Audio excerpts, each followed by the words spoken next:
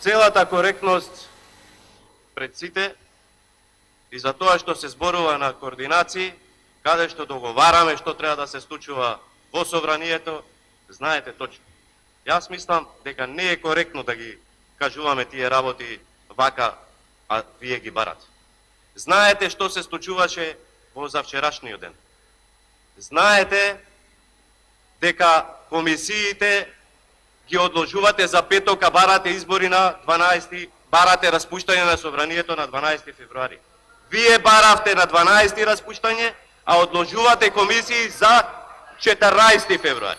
Дали е тоа факт? Факт е. Еве ги имам сите закажувања и сите одложувања на комисии. Дали е факт дека вчера баравте начин како да влезете во ова собрание? После сите изјави дека готово го напуштаме, излегуваме, нема нашата пратеничка. Па сега ви излегуваме во пресред и сега ние сме блокирале или ние не сме сакале да се одржат изборите на 12 април. Јас сум коректен цело време и не сакам да го спомнам тоа. Меѓутоа, јавноста мора да знае. Избори на 12 април бараме да има.